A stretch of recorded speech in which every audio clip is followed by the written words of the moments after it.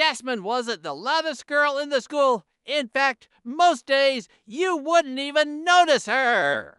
She kept to herself, books in hand, earbuds in, head down, but not because she was afraid. She just didn't feel the need to prove herself to anyone. She had transferred to Brookstone High only 3 months ago.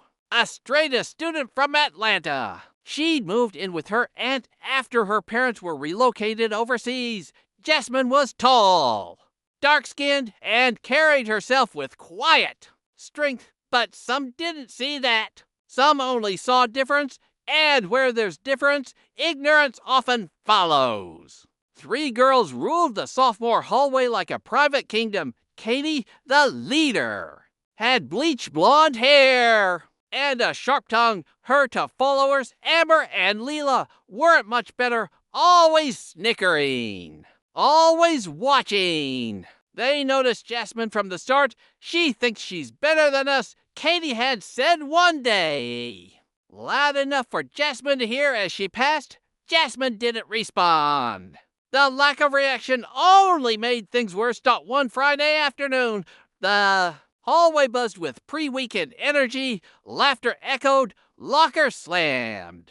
Jasmine walked to her locker, as usual, earbuds in, listening to SCA. That's when she felt the yank. Someone grabbed her collar from behind, hard. Her headphones flew off. Books dropped to the floor with a loud thud. The hallway fell into silence like someone pressed mute on the world.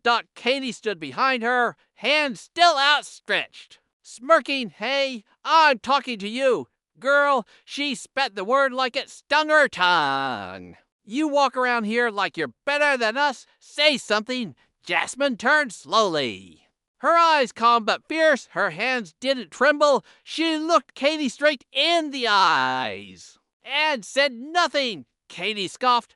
What? Cat got your tongue? Students gathered, whispering. Then Katie shoved Jasmine's shoulder. Jasmine didn't stumble. Instead, she stepped back, lowered her bag gently, and pulled off her school blazer like a warrior removing armor. She didn't raise her fists. She raised her voice. Let me ask y'all something, Jasmine said, voice clear and echoing down the hallway. Why does me being quiet bother you so much? Why does my peace threaten you? Katie's smirk faded. I don't pick fights. I don't start drama. I study. I mind my business. But some of y'all, you think loud equals powerful. You think ganging it makes you strong. It doesn't. It makes you scared. The crowd was now completely still. You grabbed my collar like that was gonna make me break. But you didn't pull a weak girl. You pulled someone raised by strong women. You pulled someone who doesn't need to throw hands to prove power.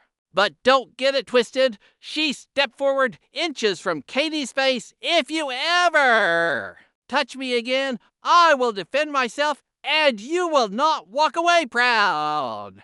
Leela and Amber shifted uncomfortably.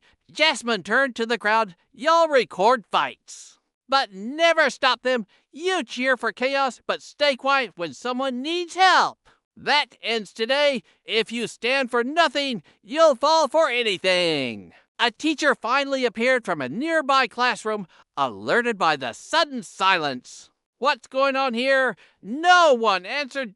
Katie, now pale and speechless, stepped back. Jasmine picked up her bag, her blazer, and her books. She nodded politely to the teacher and walked away, head high, pace calm. The moment she disappeared around the corner, a ripple went through the students. Whispers of, did you see that? And she didn't even raise a fist. Filled. There, that Monday, something shifted in the halls of Brookstone High.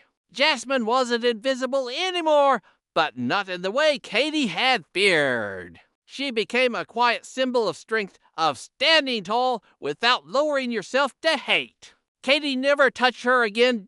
In fact, she started walking a little faster whenever Jasmine came near. And while Jasmine still kept her earbuds in, people began nodding when they passed her. Some even walked beside her to class. Not because she sought popularity, but because courage speaks in silence, and Jasmine had spoken volumes sometimes.